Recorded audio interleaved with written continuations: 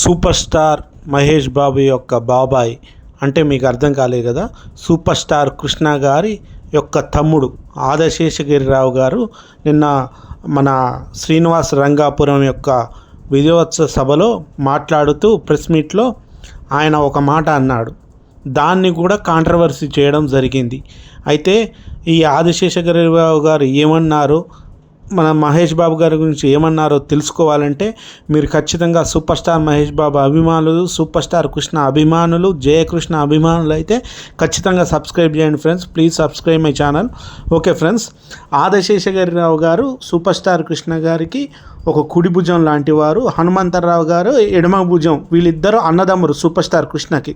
అయితే కృష్ణ గారు ఏంటంటే హీరోగా నటించేటప్పుడు దాని యొక్క నిర్మాతగా కృష్ణ గారు వ్యవహరించేటప్పుడు దానికి సంబంధించిన బాధ్యతలు అయితే ఏంది, ఏదైనా షూటింగ్ సంబంధించిన డేట్స్ అన్నీ కూడా హనుమంతరావు గారు, ఆదిశేషగిరిరావు గారు దగ్గరుండి చూసుకునేవారు. వీరందరూ కలిసి పద్మాల స్టూడియోని ఎంతో అభివృద్ధి చేయడం జరిగింది. అయితే పద్మాల స్టూడియో అనేది తెలుగు రంగంలో తక్కువ మందికి తెలిసేమో కానీ హిందీలో అందరికీ తెలుసు. అది ఫుల్లు బాగా ఆ పేరు చెప్తే చాలు, పద్మాల స్టూడియో బ్యానర్ పేరు చెప్తే చాలు, ఏ నిర్మాత అయినా లేచి నిలబడి నమస్కారం పెట్టే అంత పెద్ద బ్యానర్ పద్మాల స్టూడియో. ఎందుకంటే సూపర్ స్టార్ కృష్ణ గారు జితేందర్ గారితో సింహాసనం, లెజెండరీ మూవీస్, పెద్ద పెద్ద మూవీస్, చాలా అగ్నిపర్వతం ఇట్లాంటివన్నీ హిందీలో డబ్ చేసి నిర్మించడం జరిగింది హిందీలో. అయితే ఆదిశేషగిరిరావు గారు దీనికి సంబంధించి సపోర్టుగా నిలబడేవారు, కృష్ణకి ఏ విషయంలో అయినా సపోర్టుగా నిలబడేవారు. అయితే నిన్న ప్రెస్ మీట్లో ఆదిశేషగిరిరావు గారు మాట్లాడుతూ ఏమన్నారంటే, ఇప్పటి నుంచి పద్మాల స్టూడియో యొక్క లెజెసీ అంటే వారసత్వాన్ని జయకృష్ణ గారు కొనసాగించాలని చెప్పడం జరిగింది. అంటే జయకృష్ణ గారికి చెప్పడం జరిగిందంటే సూపర్ స్టార్ కృష్ణ గారి పెద్ద కుమారుడు ఎవరు? రమేష్ బాబు. చిన్న కుమారుడు ఎవరు? మహేష్ బాబు. అంటే మహేష్ బాబు కుమారుడికి అయితే చెప్పలేరు కదా పద్మాల స్టూడియో వారసత్వాన్ని మీరు కొనసాగించరు. ఎందుకంటే ఇంకా ఆయన సినిమాలకు రాలేదు, ఇంకా ఆయన ఏందో అనేది నిరూపించుకోలేదు. ఇప్పుడు జయకృష్ణ గారు రావడం జరిగింది. ఆదిశేషగిరిరావు గారు మాట్లాడితే ఏమన్నారు, ఈ సినిమా యొక్క విజయమా అపజయమా, ఎంత వసూలైంది, ఎంత ఖర్చు అయింది అనేది పక్కన పెట్టండి, కానీ నీ మీద ఒక బాధ్యత ఉంది. సూపర్ స్టార్ యొక్క కృష్ణ గారి యొక్క వారసత్వాన్ని, రమేష్ బాబు గారి వారసత్వాన్ని, మహేష్ బాబు గారి యొక్క లెజసీని నువ్వు ముందు కొనసాగించాలి. అంతేకాకుండా నీ మీద ఒక పెద్ద బాధ్యత ఉంది. ఆ బాధ్యత ఏంటంటే పద్మాల స్టూడియో బ్యానర్ యొక్క బాధ్యత నీ పేరు మీద ఉంది, కాబట్టి ఆ బాధ్యతను కూడా నువ్వే తీసుకోవాలని జయకృష్ణ గారికి చెప్పడం జరిగింది.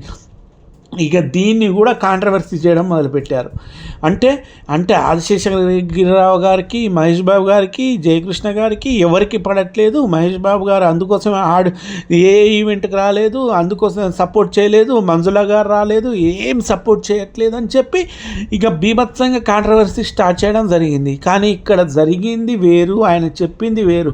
ఆదిశేషగిరిరావు గారికి మహేష్ బాబు అంటే ప్రాణం అండి. అది 100% కావాలంటే మీరు చూడండి, కావాలంటే ఆదిశేషగిరిరావు గారు రీసెంట్ ఇంటర్వ్యూలు కూడా చూడండి. ఎందుకంటే సూపర్ స్టార్ కృష్ణ గారు వారసత్వాన్ని కొనసాగించేది, ఆయన యొక్క మనుగడని కొనసాగించేది మహేష్ బాబు గారు. మహేష్ బాబు గారి తర్వాత జయకృష్ణ రావచ్చు, ఎందుకంటే జయకృష్ణ బయట వ్యక్తి గారు కదా, రమేష్ బాబు కుమారుడే కదా, పెద్ద కుమారుడు, హీరో కాలేదు, ఆయన విజయవంతం కాలేకపోయిండు. అప్పటికీ నిర్మాణం చేద్దామని ట్రై చేసిండు కృష్ణ గారు, కానీ దాంట్లో కూడా కొద్దిగా లాస్ రావడం, ఆ నిర్మాణ బాధ్యత నుంచి రమేష్ బాబు గారు తప్పుకోవడం జరిగింది. రమేష్ బాబు గారు జయకృష్ణ గారిని కలగా అన్నాడు, తన కొడుకునైనా హీరో చేయి నిరూపించుకోవాలని.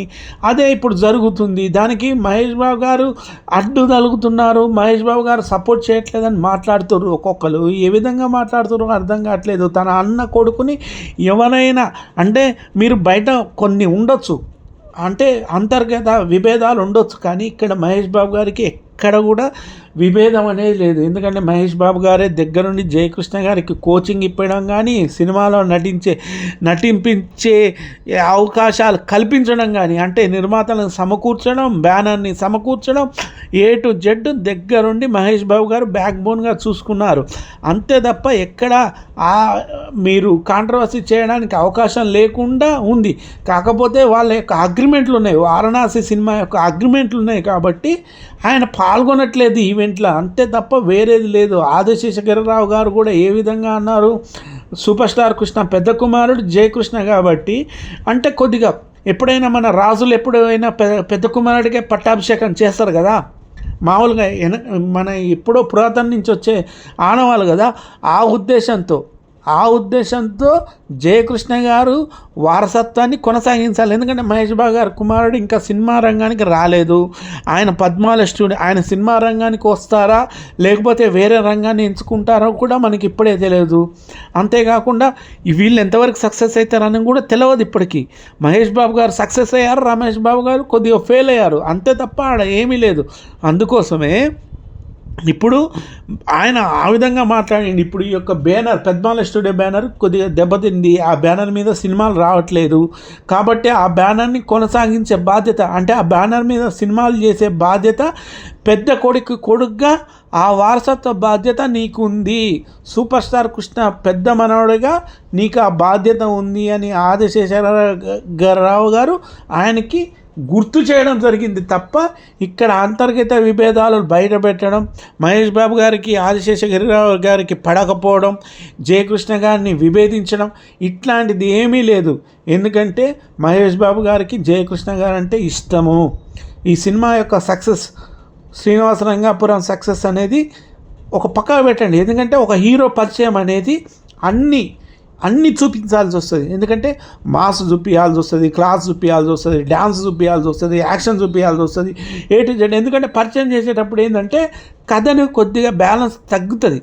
ఎందుకంటే హీరోగా అన్ని పరిపూర్ణంగా ఈయన ఆవిష్కరిస్తుండా లేదా అని అభిమానులకు తెలియడం కోసం అని చెప్పి సినిమాని నిర్మించడం జరుగుతుంది. దాంట్లో ఆ కోవల ఇప్పుడు చిరుత సినిమా తీసుకోండి, రామ్ చరణ్ గారిది యాక్షన్ సీక్వెన్స్ అయితేంది, ఏది దాని బంధాలు అయితేంది, ఆ అమ్మ కొడుకు తండ్రి కొడుకు తల్లి కొడుకు మధ్య బంధాలు చూపించడం ఫస్ట్ సీక్వెన్స్ అంతేకాకుండా ఈ సినిమాకి జయకృష్ణ గారికి సపోర్ట్ ప్రభాస్ గారు కూడా ఉన్నారు. ఇప్పుడు ప్రభాస్ గారు కూడా జయకృష్ణ, ఇప్పుడు బయట అనుకుంటుంటారు ప్రభాస్ గారు మహేష్ బాబు గారు, కానీ ప్రతి విషయంలో మహేష్ బాబుకి సపోర్టుగా ప్రభాస్ గారు ఖచ్చితంగా ఉంటారు.